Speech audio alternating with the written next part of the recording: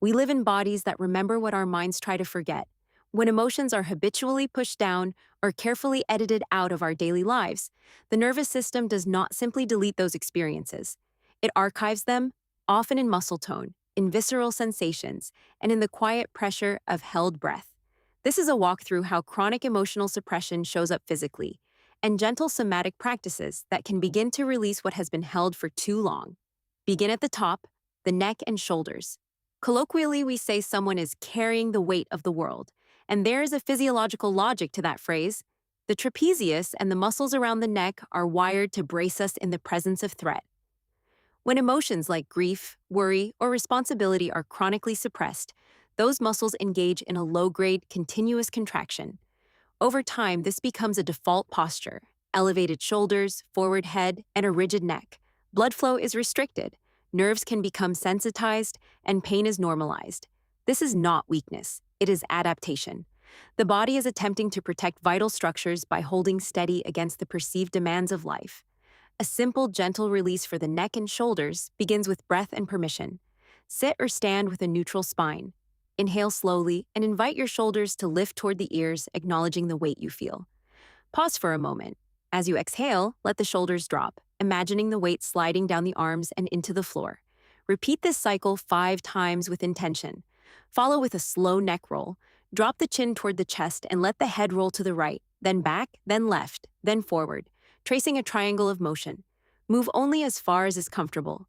Breathe into any tightness without forcing it. The goal is not dramatic stretching, but to signal to the nervous system that it is safe to let go.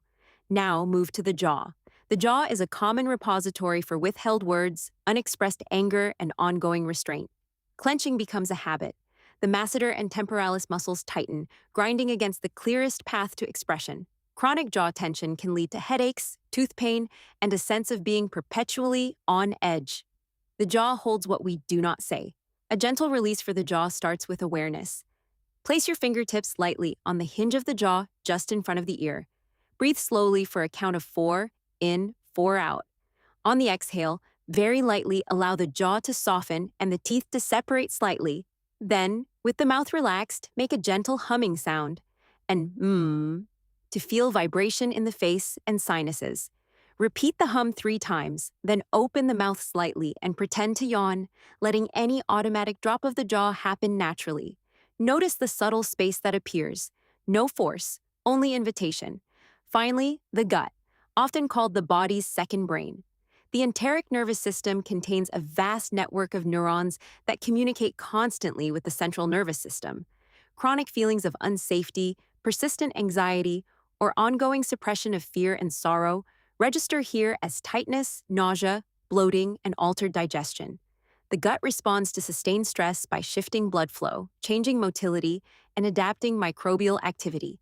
When emotion is not processed, the gut can become a chronically vigilant organ. To move toward release, attend to the breath again, this time with the abdomen. Lie on your back with knees bent if possible, or sit with a straight spine. Place one hand on the belly and one on the chest. Breathe in so the belly rises beneath your hand, and breathe out slowly so the belly falls. Allow each exhale to be a subtle invitation for the nervous system to downregulate. After several minutes of diaphragmatic breathing, place your palms lightly on the abdomen and make small circular motions clockwise, following the natural path of digestion. Move with curiosity rather than urgency. If sensations or emotions surface, name them silently: tension, fear, grief, and return to the breath. These practices are not a cure-all, and they are not a replacement for therapy when deeper work is needed. They are, however, tangible ways to speak to a body that often feels voiceless.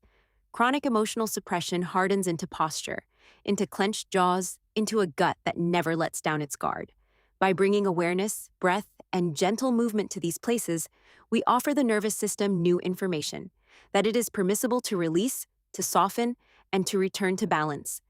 In that space, words can find their way out, shoulders can set down their burdens, and the gut can remember what it feels like to simply digest life rather than defend against it.